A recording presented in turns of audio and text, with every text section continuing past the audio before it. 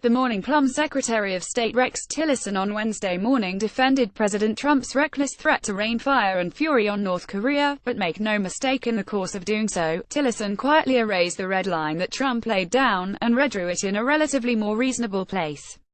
Tillerson's comments will in this sense have a calming effect.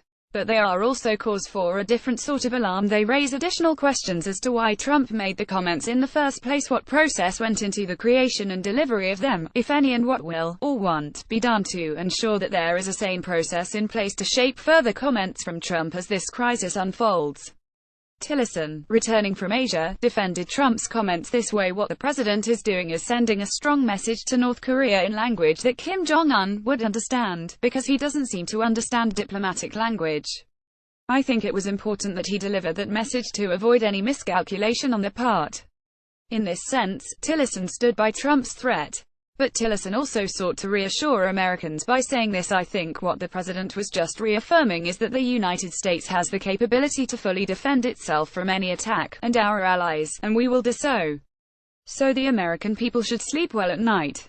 Tillerson also said the president just wanted to be clear to the North Korean regime that the U.S. has the unquestionable ability to defend itself, and its allies. But that subtly, and meaningfully, shifts the red line Trump drew. Trump, recall, said this Tuesday North Korea best not make any more threats to the United States. They will be met with fire and fury like the world has never seen. Trump then once again alluded to Kim Jong-un's threats, and reiterated that they will be met with fire, fury and frankly power, the likes of which this world has never seen before. In other words, Trump clearly stated, twice, that any further threats from North Korea would be met with a response that dwarfs any show of military power ever seen in human history, including, presumably, America's dropping of nuclear bombs on Japan. Anything Trump does, or threatens to do, will be bigger and stronger than what came before it, including nuclear annihilation. But Tillerson backed off of that. He recast Trump's comments to mean that we will respond to defend ourselves from any attack, not respond with force to any further threats.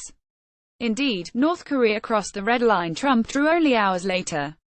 Tillerson has drawn the line in a more traditional and reasonable place. Jeffrey Lewis, a nuclear non-proliferation expert who tweets as Arms Control Wonk, told me Wednesday. The question is, what did Trump think he was saying? My guess is he didn't think about it at all. That's the problem. He doesn't pay any attention to word choice. As many have already observed, by vaguely vowing an overwhelming nuclear response to continued threats from North Korea, Trump sounded a lot like North Korea itself, employing a formulation that is both vague and menacing, which in combination increases the risk of miscalculation and, with it, unspeakable horror. Tillerson plainly tried to undo that Wednesday by redrawing the line more sharply, while defending the impulse behind Trump's comments. But that still leaves us guessing in a way that raises worrisome unknowns about what's to come. We don't know what Trump really meant. What has now been confirmed, however, is that Trump will use vague and reckless language in the most dangerous conceivable contexts. If one had any doubt that Trump was going to be incredibly reckless with language at the worst possible times, he just did it, Lewis said. Tillerson's efforts suggest that everyone around Trump knows that was crazy. But that raises an additional question: what process went into the creation and delivery of this statement in the first place? Michael Warren of the Weekly Standard suggested Wednesday morning that the White House, including Trump's national security team, was not aware that Trump was going to deliver this statement. And the New York Times adds, alarmingly, that White House officials did not respond to questions about how much planning went into his brief statement. This urgently needs to be teased out. We need to know more about the process, if any, that went into the creation of this statement, and we'll need to know more about this process going forward, as Trump delivers more similar statements in what looks like an escalating situation. No administration is of one mind on anything, so process determines how different preferences are aggregated together in presidential statements, Lewis says. Trump doesn't choose words with any care whatsoever. If you don't understand the process, you're not going to understand what's been agreed to, by broad interagency agreement. Or if there was any such process at all. Update: The New York Times has now confirmed that Trump improvised his fire and fury threat, with no input from top national security advisors. Which should only exacerbate the process fears discussed above. North Korea responds after Trump vowed that any further threats from North Korea would be met with fire and fury. North Korea responded with a statement undaunted. North Korea warned several hours later that it was considering a strike that would create an enveloping fire around Guam, the western Pacific island where the United States operates a critical Air Force base. The U.S. should clearly face up to the fact that the ballistic rockets of the strategic force of the North Korean People's Army are now on constant standby, facing the Pacific Ocean, and pay deep attention to their azimuth angle for launch, the statement said. That means North Korea has already crossed Trump's red line. How much planning went into Trump's statement? The New York Times' Julie Davis points out that Trump's fire and fury lines carried echoes of President Harry Truman's comments after a nuclear bomb had been dropped on Hiroshima. Note this: it is not clear whether Mr. Trump intended the historical parallel, but it was a stark break with decades of more measured presidential responses to brewing foreign conflicts. It's hard to think of a president using more extreme language during crisis like this before, said Michael Beschloss, a presidential historian. Presidents usually try to use language that is even more moderate than what they may be feeling in private, because they've always been worried that the language might escalate a crisis. As we mentioned above, what went into this statement is something that urgently needs to be teased out by more reporting.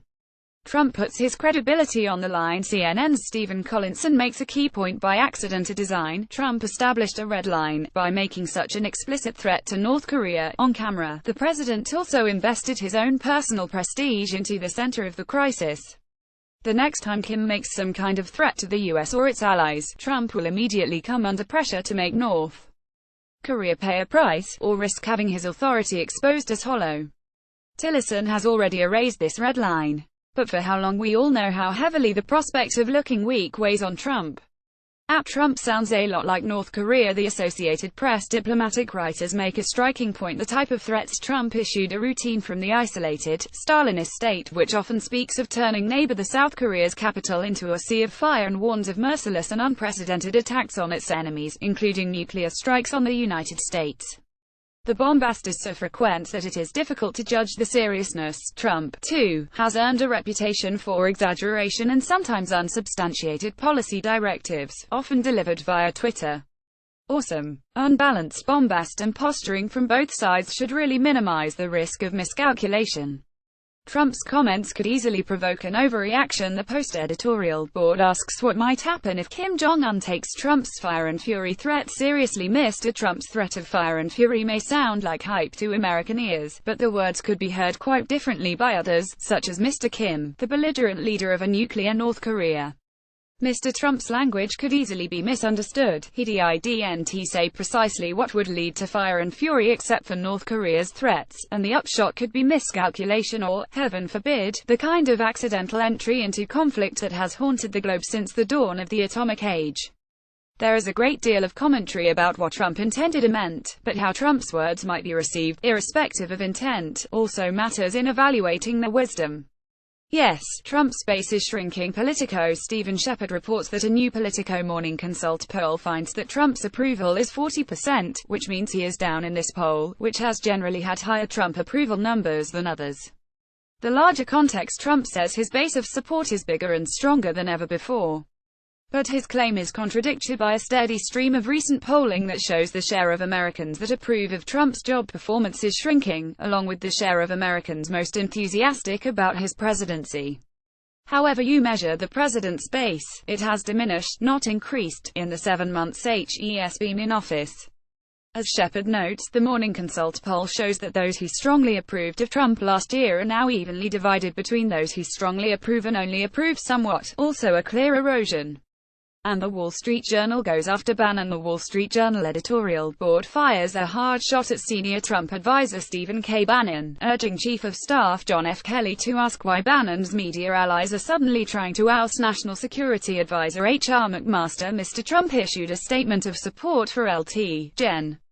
McMaster late on Friday, which in a better White House would settle the matter. But rather than question the general's loyalties, perhaps Mr. Kelly should question Mr. Bannon's.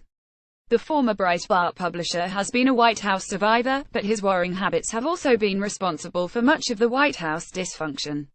Note the direct suggestion that Bannon's loyalties lie elsewhere. One expects this will intensify if Bannon doesn't once again go into hiding for some time.